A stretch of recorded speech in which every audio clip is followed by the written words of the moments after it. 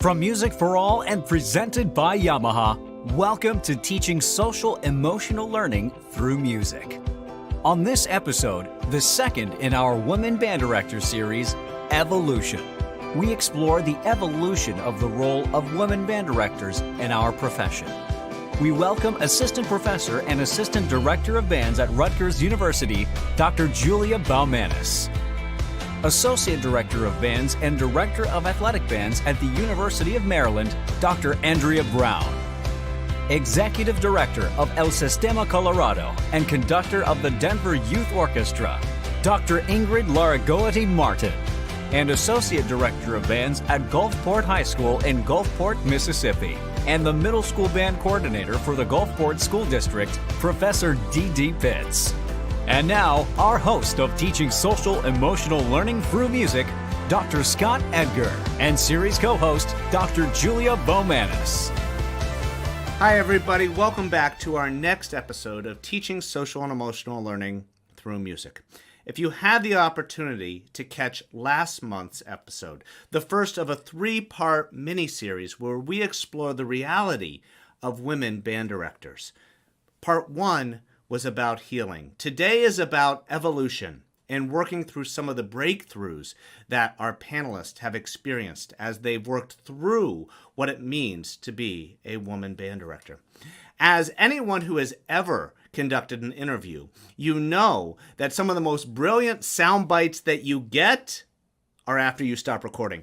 And last episode was so true. We stopped recording, and Dr. Brown shared with us after I made a comment about the necessity for us to have to embrace uncomfortability, that was very much from my perspective. Uncomfortable for who? Uncomfortable from what perspective? Uncomfortable from, well, is it uncomfortable for me as a white male?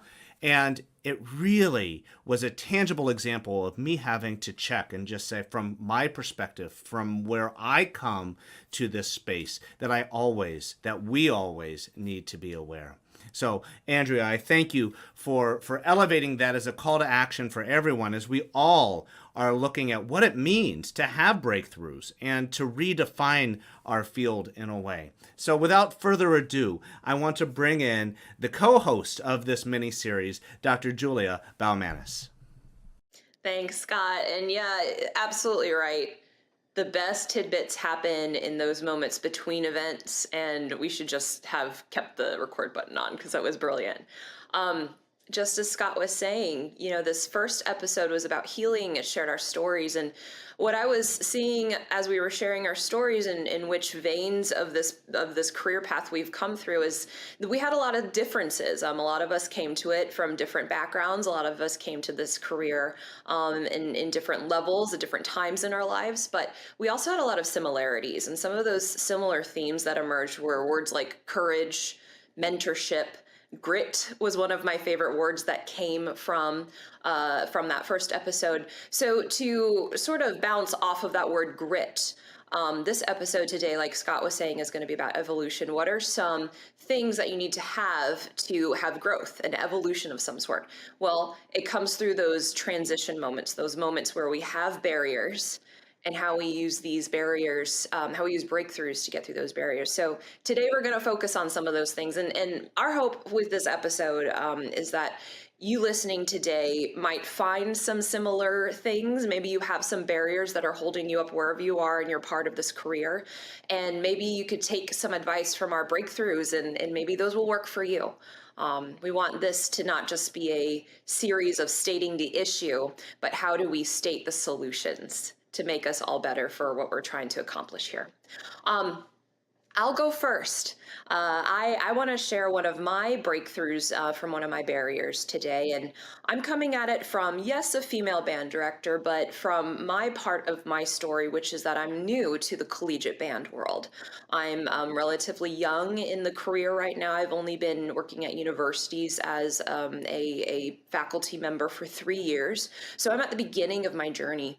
And a lot of times what I experience as a barrier is people seeing my age and my newness as inability to do the gig or inability to truly understand what needs to happen to do the job.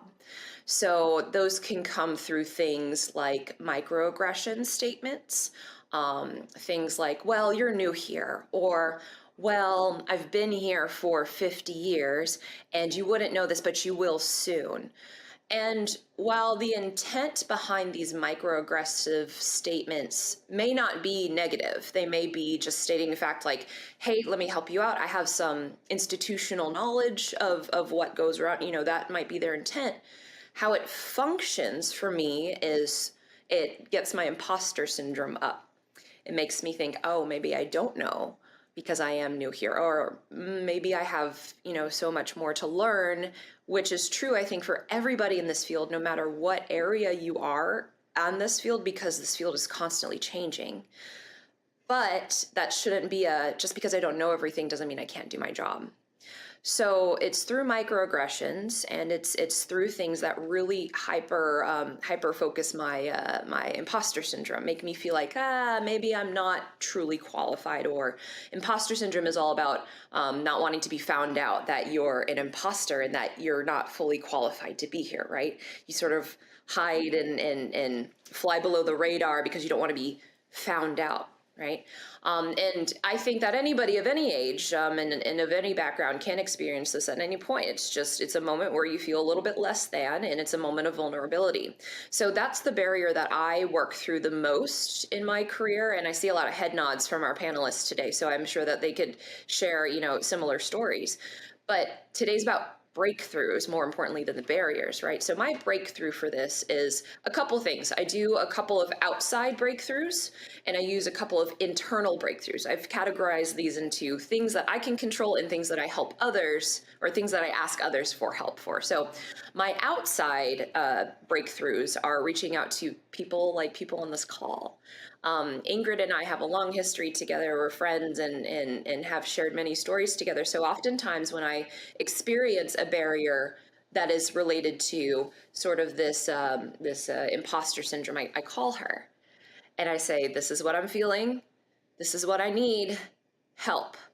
And that has to do with identifying mentors in your field. And Ingrid is one of my mentors, and I have many mentors for many things. So that's also something we could probably talk about today as well, is how do you choose a mentor for different items of different barriers in your life, right? So that's my outside. I identify somebody who I know will hear me, who will hear me without their own predisposed judgment, but will also talk to me in a way where I'm not going to get defensive. That's also a thing that you have to remember when you're reaching for outside help. You have to be open to whatever, you say, I need some help. You got to be open to whatever help comes. So you have to come to it with this open mind of, okay, I've asked the question and I better be open to whatever answer comes my way. So as long as you have a relationship of trust, these people could be your family members, these could be your friends, these could be people who have nothing to do with music, and you just call them for an outside perspective. I find sometimes that's often very helpful, is to ask somebody who has nothing to do with music about, this is my musical problem. Can you tell me as an outside, non-biased person why I feel this way and why I should or should not continue to go down this route of imposter anxiety syndrome that I'm feeling right now? So that's the outside breakthrough that I use. The inside breakthrough tactics that I use are new to me, and they take a lot of practice, in my opinion. It is looking over what I've done, looking over what I've gotten to do in order to get here, and being my own cheerleader. And I know that sounds really corny to some of you on the call, and that's okay, because it is a lot of faking until you truly believe it. I've had to look at my resume and I've had to say, no, you did this. Sure, you've had tremendous people to help you along the way. You've had amazing people to open up the door for you. But the decision to walk through that open door and to walk from one door to the next was all me. And you have to remind yourself of that. When I look at my resume and when I sort of do this inventory of accomplishments, I see that, yeah, I have done things and I do them pretty well. And here's been the response. So if you don't have the outside people yet, try to start to build those outside people. But in the meantime, you have to be your cheerleader, and you have to give yourself credit where credit's due, because at the end of the day, nobody else is going to be laying in your bed at night with your brain on thinking, oh gosh, oh gosh, oh gosh. Nobody can help you in that moment. That's going to be something that you have to learn how to do. And I'm learning very slowly how to do that on my own. And it's about, for me, reading my accomplishments, doing sort of this inventory of what I've done and saying, you know what? You got yourself there. Thank the people who helped you, but you got yourself there. So that's how I deal with my barrier, this imposter syndrome of being new to my field. That's my barrier. And those are my two breakthroughs, both outside and inside. So anybody have any similar experience? A lot of this was happening, so take it away, anybody. I mean, absolutely. I think I love the fact that you talked about the imposter. I think all of us could probably relate to that for several reasons, right? And especially in music, we're so self-critical. So if you just start there, we're always, oh my God, am I a fraud? Do I really know this? You know, or you go to a conducting symposium and you don't want to be the first one to get up on that podium and conduct. So even taking it away from any gender bias or race bias or anything like that, you know, but being able to see and hear somebody come in and talk about the doubt, the self-doubt that you have with every step that you take because you look different, you sound different, or you're received different, or your age is different. And it's not to take anything away from experience. You know, how often do you hear, well, your first 2 years, you don't say anything. Don't say anything. That's not your job. You know, and I'm going to speak to that a little bit later of what the expectation is of this role and how used to we are. And we've assimilated so many parts of ourselves that we've sacrificed to assimilate, whether we know we've lost that part of ourselves or not. That energy, that creativity, we've had to funnel it a different way so that when you get excited at a meeting and you say something, people are like, oh, that's a baby cat. That's a baby cat, you know, or whatever they call you. And in that was a term that was used to me at an institute that I worked at, academia, was, oh, you're a baby cat, you don't know yet. And to take away that enthusiasm, and looking back now, everything that baby cat said actually came through fruition in a positive and successful way for the program. And so that never comes back to the table, right? Well, that baby cat did it, you know, and why do we have to put that to it? So I like that you're affirming these two internal and external ways, because we all have those mentors, and how important it is to have somebody talk you out of that hole and being able to see your self-value, because it's taken away, stripped away every day in some way, shape, or form, in a career and in a profession that I think should be so embracing. And sometimes when you look at the profession, it really isn't, in a lot of different ways. So thank you for sharing that.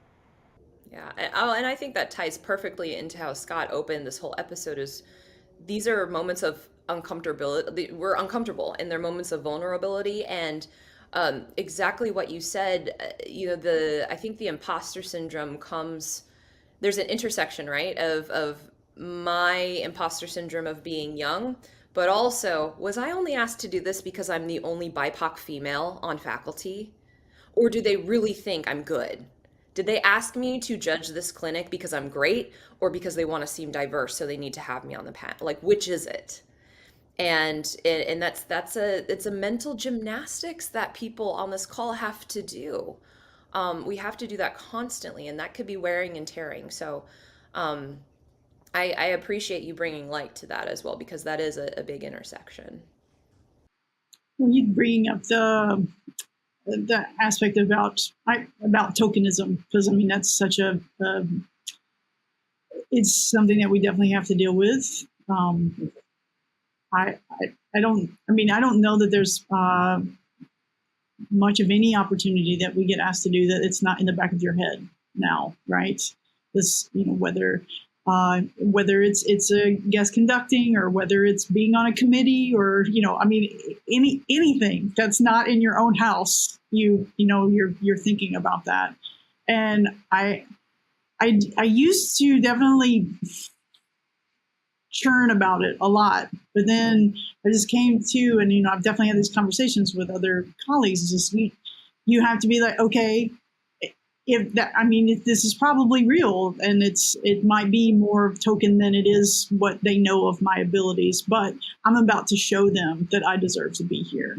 And, and I think that's, I long for the day when we don't have to think about that, but it's not tomorrow, right? And so I think that's just something that we have to live with, but turn it into a situation that kicks open the door for others behind us to change minds and thoughts about like what is possible and what success can look like.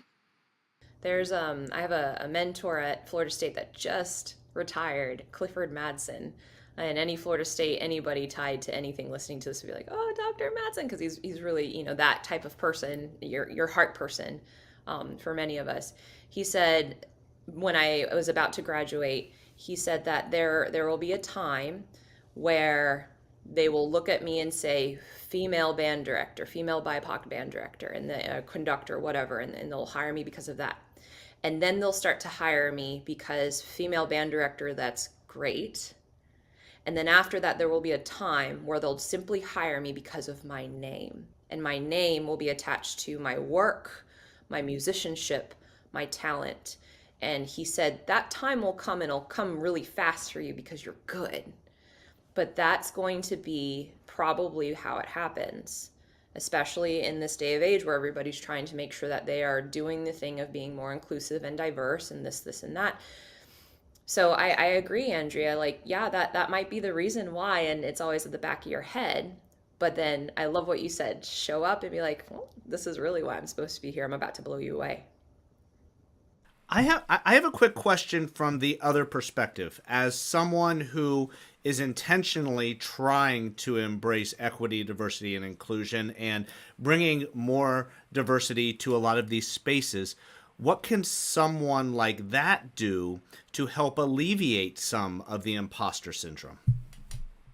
I'm going to jump in because it has something to do with what I'm talking about. I read this book 4 years ago now.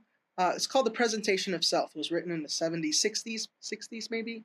And it has nothing to do with music. It has to do with leadership and roles and what the perceptions are of what a doctor should look like, what a lawyer should look like, what a teacher should look like, what a nurse should look like, and just how society has set that up, right? And so when you are coming to becoming a leader in whatever profession that you're in, whether you do a good job or not almost doesn't matter for a long time, because people want to feel comfortable, the word that keeps coming up. People want to see a Leonard Bernstein.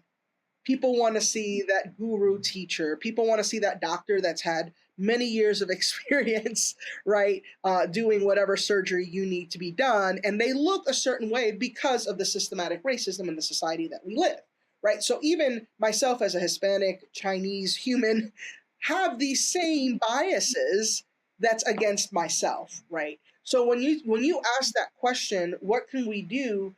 Wanting to change, which is what the trend is, which I hate using that word, but it does seem sometimes performative, that even though people say they want to do this thing, they can't help but go back to that bad habit, and I use that word loosely, of hiring the same people, or looking towards the same mentors to have as representation because they're the best.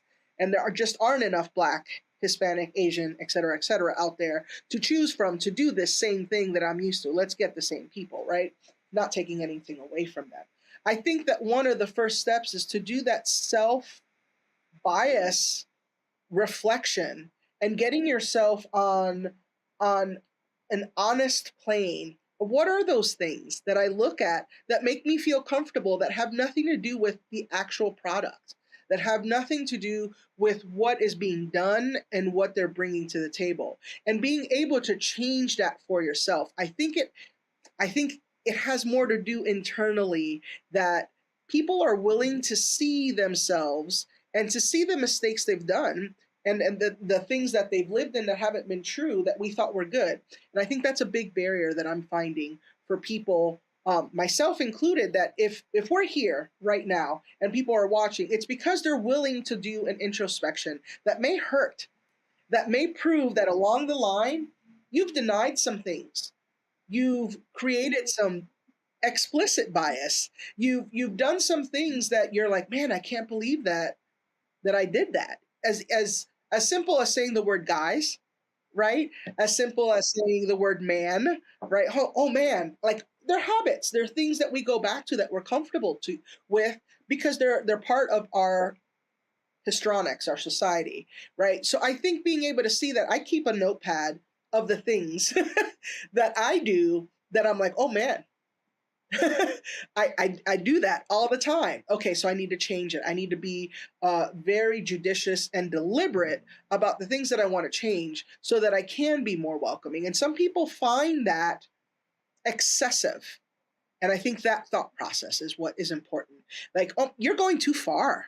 Like, just be who you want to be. I'm okay with it. And what that's really saying is, I'm not ready. I'm not ready to admit the guilt that I have. I'm not ready to admit how I've played into this game myself because it's painful and it's hard to admit your responsibility in this because everybody has it. Everybody has it. So I think that's the most important part for me. That was a little long-winded. I have one other thought related to, it kind of depends on the event. Kevin, I think that's a great question. And this won't work for all events, but I'm just thinking about honor bands. One thing that I think would be really refreshing to see is that if the second or the third ensemble wasn't always the ensemble that was conducted by the woman or the person of color. And it's because that's how it goes a lot of the time. And again, has to do exactly with what Ingrid was talking about, is because, there's, and maybe it might offend that older white gentleman to conduct the 9-10 band instead of the 11-12 band. Well, you know what? Maybe that's a conversation to be had. And if they're not open to that, well, maybe they're not the best person to have at your event anyway.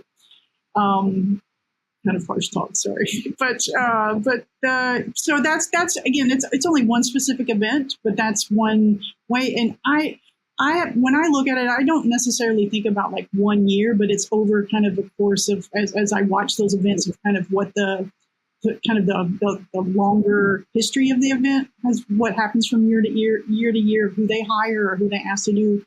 I'm definitely paying attention to that, and I can't imagine that I'm the only one. The amounts of times that I've been asked to conduct the middle school honor band as opposed to the high school. Can I tell you how long I taught middle school orchestra? A year. My whole everything else has been high school and college.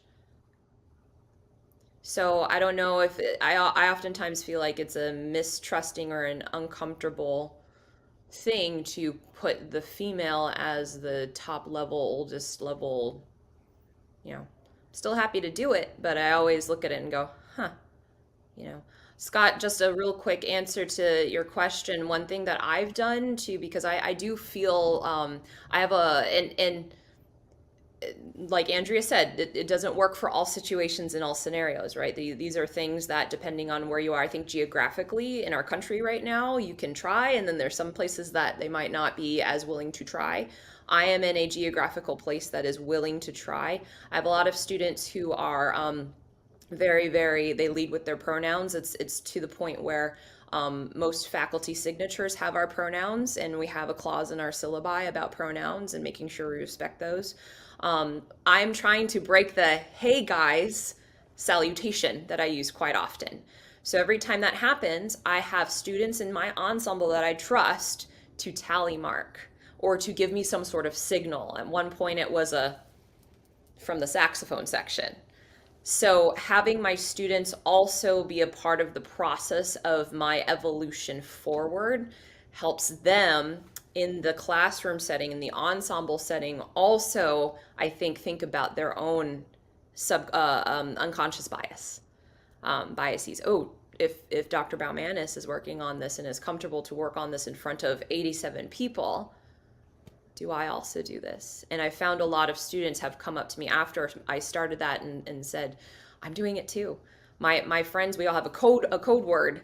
And whenever I say the "hey guys," or, I change it, and they've come up with really cute, non-exclusive salutations. "Hey y'all." They like that because I taught in the South for a little bit, so they make fun. They go, "Hey y'all." hey y'all, and they love the y'all thing. And I have a student that says y'all means all, and got a shirt that says it, and they have bought into that. So to me, that's also something we talk about for SEL, right? Is inclusion and identity and agency and involving the students in that process. So I thought of you, Scott, when we did all that. I'll hop in real quick. Just from the perspective of changing people, changing minds, changing hearts, I think there has to be trust and relationship built with the people that you're trying to affect. I'll give you an example. On my staff here at the high school, we make a really big point about diversity and making sure that our staff looks like our students. And sometimes it's difficult for people who do not walk in the shoes that you walk in to understand how you get to a point, or how they arrive at a point of understanding. And I think having a relationship built with the people on the staff to where I can just go to them and say, "Hey, did you think about it this way? Or did you look at it from this perspective? Or what were you thinking when you made this comment? Or did you think about this?" I think having a relationship with people and opening yourself up to a point to where you are available to have people come to you, to ask those questions and not take offense when they do ask a question about, "Hey, how could I've done this better?" Or them not take offense when you give them a little bit of nudging to maybe think about things in a way that's outside of how they would normally perceive things. Jump back on that, Dee Dee. For Scott or anybody, all of us, I think one of the big things that I learned, and this is part of my breakthrough boundaries, is not being a bystander anymore, not being silent anymore, and whether you are the minority or the majority, it doesn't matter what the room is being able to have the comfort level and the confidence to say that's not okay. And it doesn't have to be a demoralizing thing. It doesn't have to be like, "Hey, you know what, Scott, when you said la da dee hoo ha," whether or not we have a relationship, but if we're all calling ourselves professionals and we know what this the rigor with which we audition people for these jobs and what we expect from them at all times, and social media and the pristine life you have to live, if I can't turn around and say, "Scott, that offended me," then we're part of the problem still. And I think that, of course, with me personally, with age, I'm caring very much less about how you feel and building that trust. Dee Dee, unfortunately for me, now I'm at a place where, yeah, of course, I'm going to be sensitive to everybody around me because I respect everybody and I value everybody's human beingness.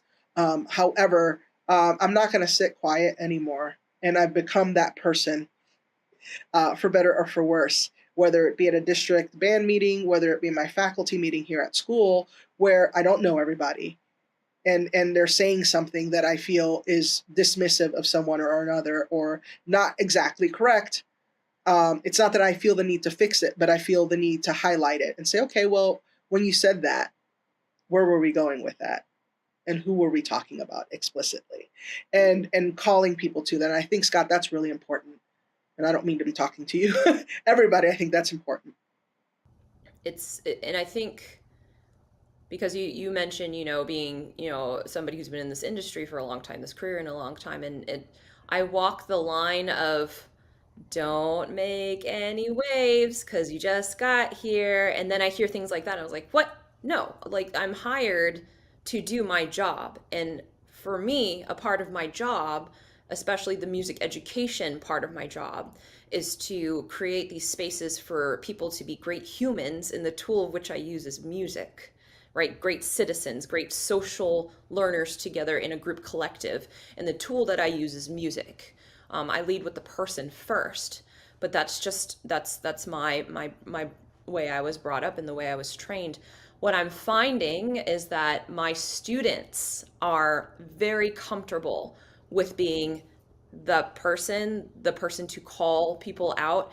And because my students, I feel like a lot of the younger generations are very comfortable with being, "No, that we need to say it like this," or "What do you mean when you say that term?" or "I don't feel included when you call us that way. Can you say this?"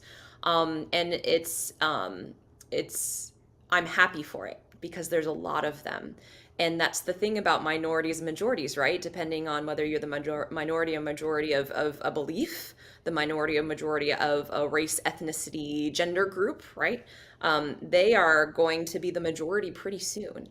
So I'm excited for that to become the norm where you could say, let's think about that. That's poor form. I love, I was in a conversation, um, this is a little bit of a tangent. I was in line for a restaurant, a pretty popular restaurant in Manhattan yesterday, and there was just different generations of people in this line. There were people like myself and my husband who are of a certain generation. There were my in-laws who are of a certain generation. There was a couple behind us who are maybe 10 years older than my in-laws, so a little bit more elder, you know, like really far off generation from my husband and I. And we were talking about how do we say the term, is it Asian? Because we were going to Chinatown for a restaurant. Is it Asian? Is it Oriental? Is it? And my mother-in-law, who used to say Oriental, right, until we said, no, Oriental is a rug, and that's about it. Everything else is Asian, and Asian includes so many different countries and different populations and different belief systems. She turned around and she corrected the people. She said, no, it is Asian. And then she very kindly and graciously explained why in a way that they were willing to receive the message. Because I also think that's part of it. Yeah, like we could call people out, but I also think it's how you say it too. I don't think we need to tiptoe around the issue, but we need to not make it a fight. Because when it's a fight, it's one versus the other. If we come to an understanding, we're firm in our belief. When you say this, it did offend me, and this is why, and you teach it in a way that people are willing to learn, then I think she was like a prime example of how that is. You know, and as I'm saying that, I do believe there are some times where you have to be like a little bit more aggressive to get the message forward, but it's all, you know, touch and go. I'm thinking about me being the new cat on faculty. I would say it a specific way to my students, and I'd say it a different way in a faculty meeting as the new cat, right? So I'm hopeful for the day where we're just good at communicating it and everybody's more open to these messages.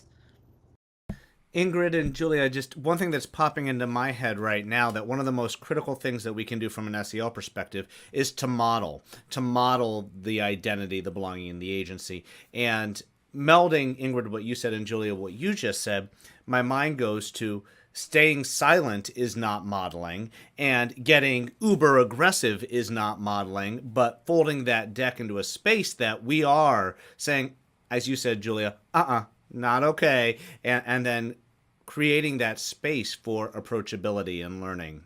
But staying silent is not the modeling behavior that we're after here. Well, I think it's also, I mean, you know, we are living this every day, all the time now. Like, it's just like the heat is just getting hotter and hotter and hotter about, you know, it seems like everything. And I think some of it too is, you know, this is just piggybacking on everything else that you all have been talking about, but talking about, I didn't like what you said, I don't agree with, but it's not that I hate you, right? Like, we can still find a way to communicate and be human together. I just want to talk about this particular action or this thing that you said, or, you know, but I don't necessarily believe that you're a bad person. And I mean, and so I think that that's, you know, something that we have to think about. I know that goes along with what Dee Dee was talking about with, you know, respect and those aspects. But then I also balance that with the frustration of that work is always on us to do.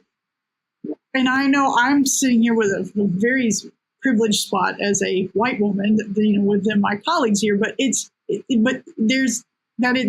that is frustrating at the same time, that, you know, that I say this out of one side of my mouth of like, you know, I don't agree with what you said, but it's not that I dislike you as a human, but at the same time, you get tired of always having to be the person to do that work, when it's like, come on, folks, let's learn to be proactive about these things.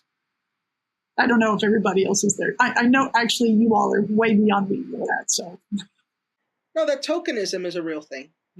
It's what whatever level of that tokenism, it's a thing. But I think if we take it on our responsibility, like if we take it on like it's part of who I am, and if I have to explain myself in order for me to be in the room, I am at the point now where I will do that. I was not 5 years ago, 7 years ago, 8 years ago, and anything beyond that. For sure, I was always going to be quiet and learn from others and keep myself away from everything. And how people talk about being present. I don't think I was ever wholly present until about 6 years ago in things, because I was always code switching. I'm a completely different person when I'm conducting these people and having these presentations and whatnot, as I am when I get home and hang out with my friends or my family, right? And people like to say, well, that's professionalism. It's not. It's I learned, and I'm going to come back to the topic, right? Barrier, if I can jump in and do that. My barrier for a long time was my assimilation. And I did that. That's my responsibility. I have to take that on 100%.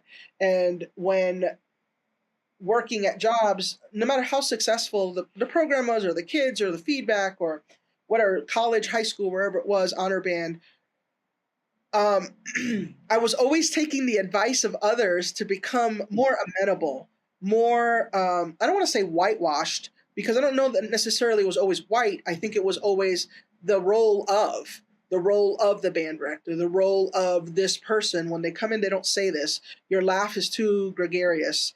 You intimidate a lot of people. You're a little aggressive when, and all these things that are always being said, and they sound cliche, but it's pretty much who I am. And my breakthrough was not caring. My breakthrough was coming to a point where I decided I was never my whole self. And now I'm going to be my whole self. And yes, I'm going to be professional. And yes, I'm going to do the work and the study and all of the things. And if it doesn't get me where I want to go, that's okay. There are other places. And so I've developed boundaries now where I don't allow people to say things like you're aggressive or you're intimidating or you're a lot or whatever it is that makes them feel comfortable for not being comfortable with me, right? Because I don't fit whatever box that is that has made them comfortable to their, where they are today. And working in academia really hurt me and broke me down for a while. And Julia knows this, and anybody who's close to me, because people wanted the things that I do, the visionary programs and the connections and the things that I bring to the table, but they couldn't see me as the leader, but they wanted me to be right underneath there. Right there, like, don't go away, because, man, you do the thing, and it's great, and we love that you do it, but we don't want you to do that in the capacity that could be available. So we'd like that person to still be the background quiet or the role that we expect, and then you can just be like that duck paddling with their feet the whole time driving the bus. And I finally decided that I drew boundaries for myself, and I left that academia, I left that profession, because I said, I don't want to be treated that way, and I don't want to do the work that I can do and not be respected for it and not be acknowledged for it. And I can do the work that I'm doing anywhere and find a place where what I have to offer is valued for me. And I have to say, I did a conference at Midwest this year. I did a small clinic, and it was probably the first time I was 100% me, and that felt good. And I'm older than most, and unfortunately, it took me a long time to get there. So I think the boundary was what I allowed people to put on me. Yeah, they had their biases, they had their constructs, and they had their roles and all of that good stuff, but I wore each and every one of them everywhere. I wore each and every one of them, and allowed them to say, oh, you're cute, or you're funny, or you're aggressive, you're intimidating, or whatever. And I took that, and I always tried to assimilate. I always tried to figure out, how can I enter this room? It was always calculated in a way that I will be seen and heard and valued, but not disrupt and not make a wave and not make people uncomfortable. I remember walking in to one of my programs, and I'm not putting anything on these gentlemen, but it was like Bob Reynolds, it was, Dick Floyd, it was all the peoples, right, that we can mention. And And I was like nervous about going in, and I had spoken and had a relationship with each individual that was very positive, just because I didn't know how I was supposed to present myself, and I I came in and spoke and nobody cared, right? It was me. That was me. So I think a little bit we have to check ourselves and decide who we want to be, and how long we can carry the box that we've been carrying for whatever reason, whatever that reason, and be okay with the consequence, that you will get through, and you will find a way. And if you don't give up, there's ways for you to build your career and your profession and your platform where you could be your true self. And I think that's been the breakthrough for me in the last 5 to 6 years of my life, is becoming more of me, more of the time. And it's a lot easier to live with, even if you don't always get the results that you want. So that's my big piece, I think. If I could hop in just at the tail end here, I feel like we teach our students often that culture is what you allow. But culture also is something, an individual culture that I allow for myself. And I will say that a barrier that may not seem huge to some, but it was huge to me, was the barrier of in Mississippi, most women band directors are middle school directors. They are relegated to teaching the sixth graders, the seventh graders, and the eighth graders, but hardly ever see them step into a higher position in high school. And so many times throughout my career, this is my 17th year teaching and only my fifth year at a high school, if that tells you anything. So many times through my career, I heard the statement, man, you're one of the best middle school band directors I know. You're one of the best there is. You could really teach middle school. And even to this day, just last week, I was doing some judging for another school, and one of the people said, you're still one of the best middle school directors I know.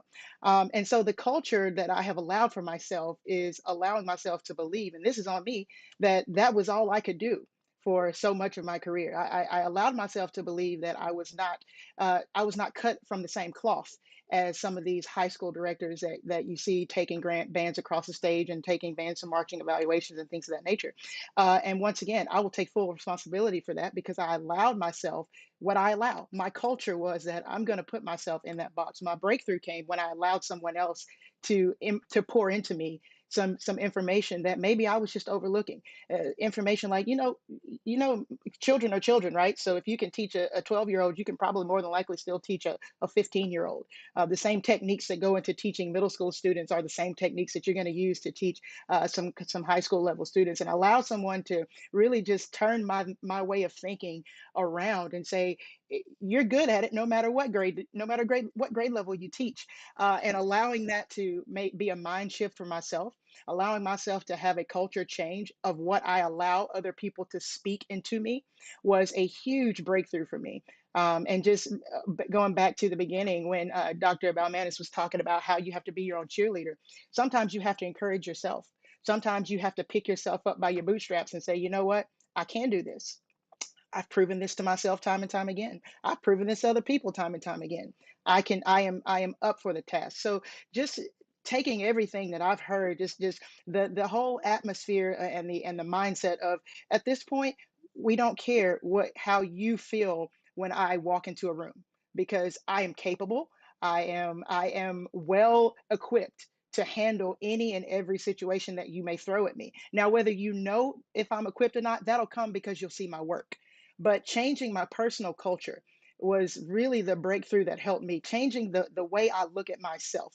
And then the way I see myself will then manifest itself into the way others see me. It's 100% mirror of how my life is. If I want people to see me as confident, then by gosh, I got to walk in a room confident.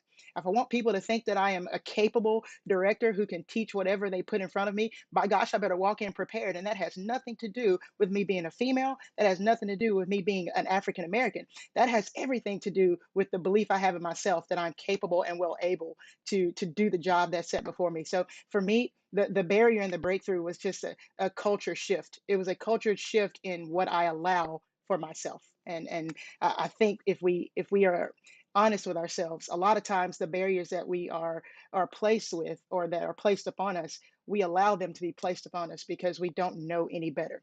But we can change. And I'm confident that anybody who's listening to this and watching this broadcast can change just in the way that you've heard all of us talk about so passionately. That you have the capability to look at yourself and say, you know what, there's some areas that I need to really work on with myself if I want to make improvement in other people. So that's just a culture shift for me. I think one of the just like listening to all of you, kind of that with what I had thought about to talk about today is kind of a combination of a lot of those things, and particularly Ingrid for sure. I was thinking about the not fitting the mold, and again related to again what everybody's and some of that is, as Dee Dee was talking about, it's self-inflicted of kind of that belief system, because you don't see it, you don't see anyone doing it in front of you. Maybe at least I know I didn't, and also depending on kind of what you're. It's also can be a lack of opportunity that's provided to you. And this is what kind of connects the breakthrough, and then kind of, thinking about how we can make some change kind of for the future is that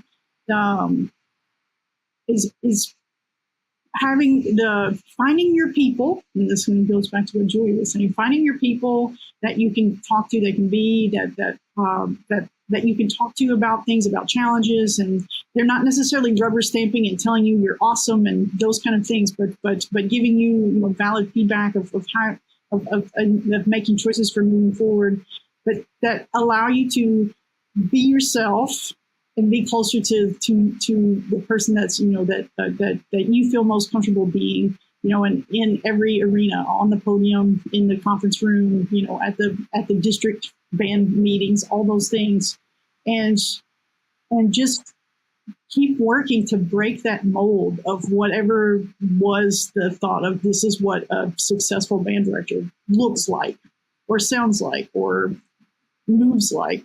And so that was my breakthrough of just trying to figure out or figure out how to be comfortable knowing that was what was happening, whether and I fought against it, for a while, trying to fit in, be one of the guys, those kind of things, and just realizing that that really wasn't the best thing for me and for anyone that was trying to do the same thing, that I was trying to help or to come after me. So it's not really elegant way to say it, but that's what I was thinking about. It's just again, all the things that you all talked about is just reiterated that for me, and I think just trying to make sure that because we know that there is a tendency for women to need more external kind of support and kind of encouragement to step up or to do something that they might not feel like they're interested in, but they're afraid to voice that they're interested in doing it or show that they're interested in doing it. And I think that I try to keep that in mind. I don't always succeed at it, but I try to keep that in mind, not just for women, but for anybody in my classroom, in my rehearsal, anything that I'm able to, of like trying to make sure that there's space for folks to make progress or move forward in a way that they're comfortable with, and to have some experience, and also the space and the opportunity to fail and know that they're going to be okay. And because that's how we learn. And so that's I guess would be kind of my next step is I want to keep getting better at that, is to try to make sure that there's more opportunities and more encouragement for people that maybe aren't they're not sure if they if they could do that, or if people like them can do that, of really giving the space of like, if this is something you're interested in trying out, by all means, let's come and do that. Andrea, I'm going to piggyback real quick if we have the time. Going back to Scott, you saying what could somebody do? Andrea, you said fail. Man, that's a huge thing. You know, we hear it in the media and the news. You know, if a white guy did this, we wouldn't be talking about it. Or if this person did this, if it was a Muslim, that would have been dead. You know, whatever that whole situation is, it's the same thing. You know, if a female gets angered or raises their voice, they're too emotional. Or if an African American speaks a different way, or if a Hispanic person, like there's just so many of those things that, you know, that falls into a mistakenness, like, oh, well, they can't do the job. Well, they can't handle it. Like whatever the stereotype is, whatever the thought process is that ability to fail. I mean, if you look at a little kid, if you look at little kids and you look at a male and a female playing, it's very different oftentimes. And I know it was at my house. You know, my brother could play a very different way that I was allowed to play and what was acceptable. And so those norms that we've grown up with is the same reason that you say that sometimes a woman needs to be encouraged to pursue something they're interested in because they're afraid to say they're interested in it, because we've always been waiting for the validation. Are we dressed feminine enough? Are we looking the part? You know, my mom used to always tell me, you know, you don't fix your nails, how are you going to be a conductor? And I'm like, well, you know, okay, this is what it's come down to, is my nails. And Lincolnshire Posey, whatever it happens to be that we've been used to hearing, you know, that's why we seek that validation, and being able to get rid of that and knowing that you are valued and you can take up all the space that you want to do what you want to do within the parameters of professionalism, and redefining what professionalism is. Do I have to wear a suit? Do I have to straighten my hair? Do I have to bleach my skin? Do I have to wear contacts? And some of that sounds really small, but for younger people, that was something I went through. Do you wear contacts or not? Or allowing somebody to tell you that you have to look a certain way and your hair has to be a certain way when you conduct, and you have to cheese and rice. It was so much more than learning what a chord was and how that was going to lead into the next phrase. That was the bottom of my education. That was like way down on the list. You know, and so evening that out to the point where we allow ourselves to be artists that we think are cool now, that we talk about the eccentricities and how fun it would be to be on a table talking to these people because they were all so different. We're not allowing ourselves to do that in this profession now. Boy, you can walk through any conference center and you can get confused because everybody looks the same. And walking around with the masks this year at Midwest, you didn't know who anybody was because God forbid you look different. Walk different, speak different.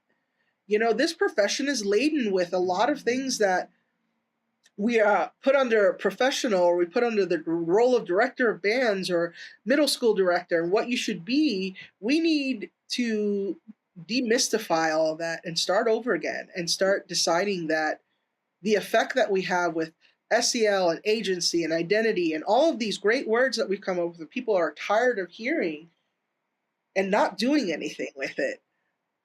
Boy, that's the chasm that's between this. So yeah, we're talking about it a lot. And oh boy, are there going to be a lot of diversity clinics at Midwest this year? That was great to see. And then hearing colleagues say, oh my gosh, is this getting to be too much? Now everybody's going to do it. And the reason why everybody's doing it is because it hasn't changed. We have colleagues working in academia who get that job in some geographical region that doesn't accept who they are. And every day they go to work, and I say this passionately, trying to put on the right clothes. And I don't mean just out of my closet. Every day just trying to show up the exact recipe that people are going to allow you to teach music. Allow you to teach music. And that's where I think our mission is. Everybody. I don't care where you come from or what you are or who you are and what you identify as. That is everybody's job. I'm like just goosebumps. And it's interesting you bring that up. I know we're at the end of the time here soon, but it's interesting you bring that up. I have colleagues who are white men who are now facing being uncomfortable because they have to change a little bit in order to, you know, address the things that are now being talked about quite a bit. All of these buzzwords is what people are calling buzzwords, diversity, and feeling uncomfortable because they're vulnerable for the first time in their lives. And it's interesting to observe that and be like, it's sad. I think it's a almost a good thing that this is happening, but it's also sad because it's a realization that the people on this panel go through this all the time, to where it's part of it's just normal for us. So to watch somebody go through something that is so freakishly different for them, and to be angry and to be uncomfortable, I just sit and I go, honey, I don't know what to tell you. Like, welcome to the world. I just, and I encourage and I try to lead with it's a learning and a teaching moment and all that kind of stuff. So to address the last question that we had for today is what can everybody do to help move this forward, to help us break through barriers? My quick thing is people who are in the majority, people who have the power, whatever that may be, tenure, their minority, majority, race, ethnicity, financing, resources, whatever that may be, a person of power, if you could use that power for good to balance the scales, so there's not the haves and the have-nots, whether that be tenure, whether that be age and experience, whether that be how you look, whether that be what language you speak, who you love, any of this. The people who are in power, whatever that power may be, use that power for good to balance the scales more. We're not looking for it to flip, right? We're not looking for women to take over the world, right? Despite that Beyonce song, right? We're looking for balance so that everybody at the table has the ability to eat and eat well. That's my what can people do right now. Does anybody have another what people can do? I know many of you already touched on it. I think for me, it's just people need to start self-reflecting. I think that's so important to me right now, is that I know that I've gone through my own readings and my own podcasting, and all the things that we go to learn beyond music and teaching, whatever teaching encompasses, is just the self and being able to see yourself for who you really are and accept who you really are and start making amends for those things and decide what's important to you so that you can show up every time and be present. I can't tell you how many times a mentor of mine or a teacher or a conductor has said, be present, be on the podium, be present, bring all the things that you are on the podium. And then you do, and they're like, oh, no, wait, when I said that, I mean this, for better or for worse, and some of it had to do with technique and some of it had to do with who I was culturally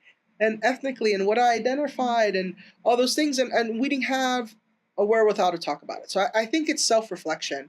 And I think if everybody takes some time to super deep dive, birth to now, and their experiences and write down those things that they can say, ooh, mea culpa, that was me, and the cultural life that you decide, like Dee Dee was talking, that you wear in the box that you live in, and those people that are angry or feel uncomfortable because now they have to change a word that they've learned. Try changing your entire language. Try moving here in 10th grade from Honduras with your grandparent to have a better life and have to learn and live in a world where you don't speak the language every day. Try that.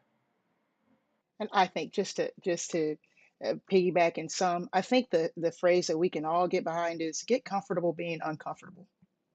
It's okay to be uncomfortable. It's okay, and that's an uncomfort with yourself and making some realizations about yourself. It's also uncomfortable with situations that you're not used to being a part of or having people be a part of. Just be okay. Make it uncomfortable your new comfortable, and I think we'll start to see some forward motion. And I think, like I mentioned before, I think if we can all do whatever we can to give the space and opportunities for women and people of color to be and do, and not have the preconceived notion of this is what this has to look like and be like, and that we can be open-minded to, and it may just make our profession better. All right, Scott. I think we got really good stuff, and we were recording this time. We kept going, right? So we'll just keep going for about another 5 minutes, and then we'll press pause on the recording.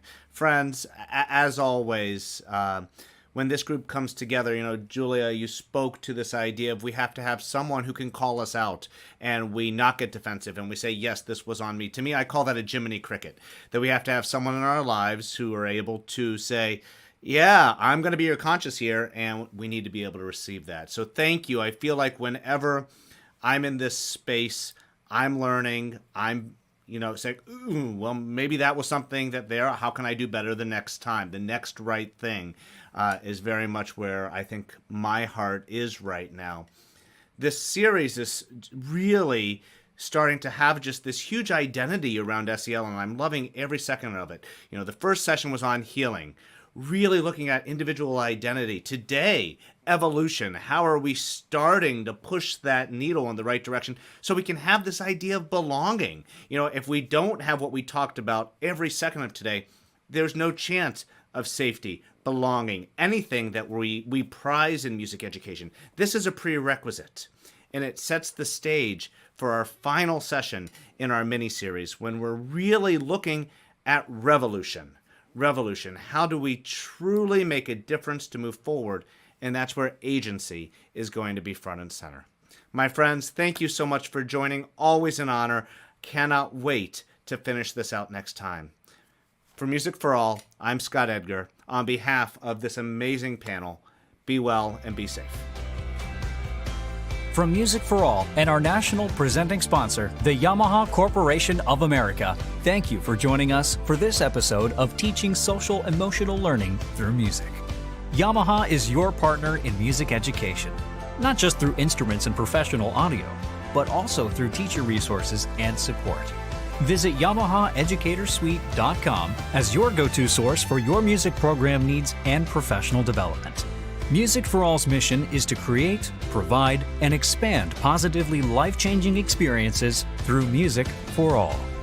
Our vision is to be a catalyst to ensure that every child across America has access and opportunity to participate in active music making in their scholastic environment. We are extremely grateful for any donations gifted to our nonprofit organization. If you enjoyed this episode of Teaching Social Emotional Learning Through Music, and in order for us to continue providing our free educational resources and advocacy materials, please consider giving to Music for All in any amount at musicforall.org/give.